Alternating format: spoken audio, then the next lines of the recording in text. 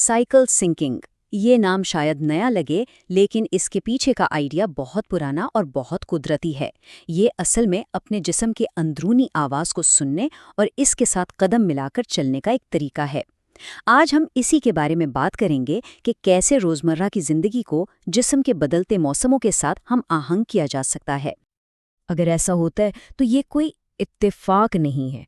तवानाई, mood और focus का ये उतार चढ़ाव बेतरतीब नहीं है, बल्कि इसके पीछे जिस्म का अपना एक ज़बरदस्त और मुनज़्ज़म निज़ाम काम कर रहा होता है।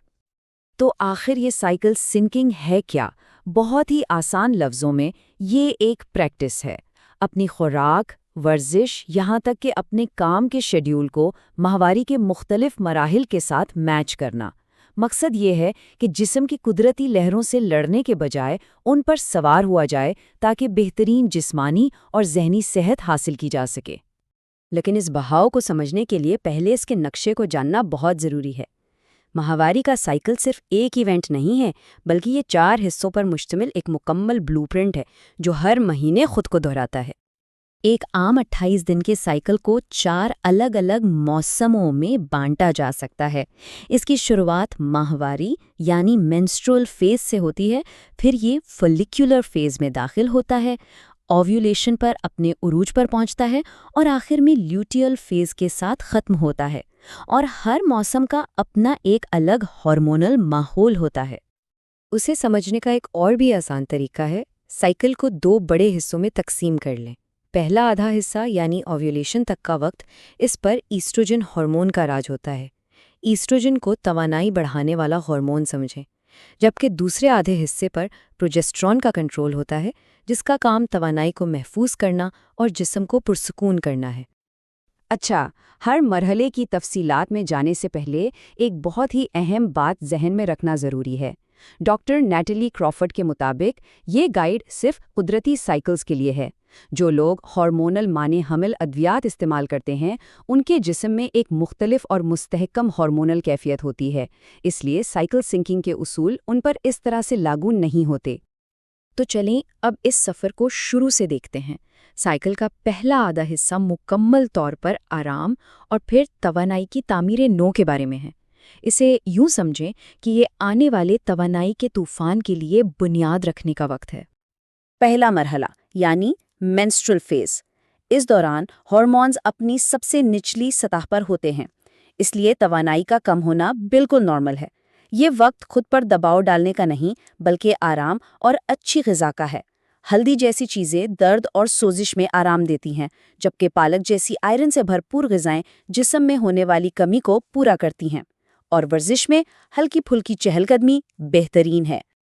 बिल्कुल, जब एस्ट्रोजन और प्रोजेस्टेरॉन दोनों ही बहुत कम हो तो जिस्म एक तरह से एनर्जी सेविंग मोड में होता है। इस इशारे को समझना और आराम को तरजीह देना सुस्ती नहीं, बल्कि ये एक स्मार्ट फैसला है। ये जिस्म को अगले महीने के लिए खुद को रीसेट करने का मौका देने जैसा है। माहवारी के ख़त्म होते ही फॉलिक्यूलर फेज शुरू हो जाता है।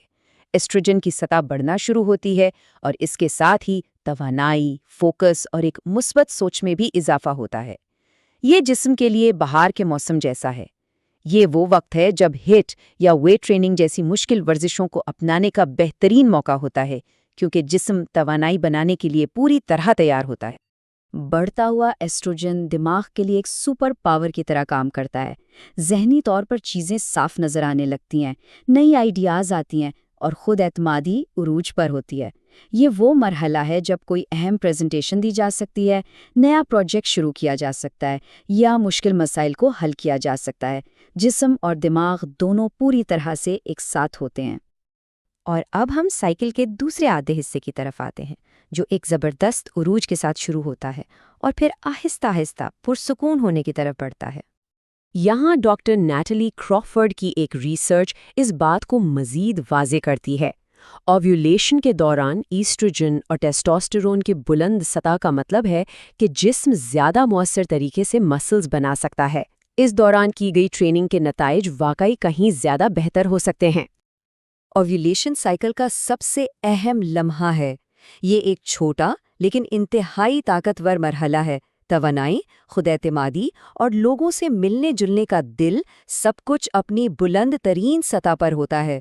یہ جم میں اپنا ذاتی ریکارڈ توڑنے کا وقت ہے۔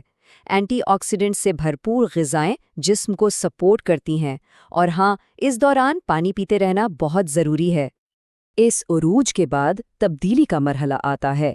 ہم لیوٹیل فائز میں داخل ہوتے ہیں اور اب پروجیسٹرون کا کردار شروع ہوتا ہے۔ پروجیسٹرون کا کام جسم کو ممکنہ حمل کے لیے تیار کرنا ہے۔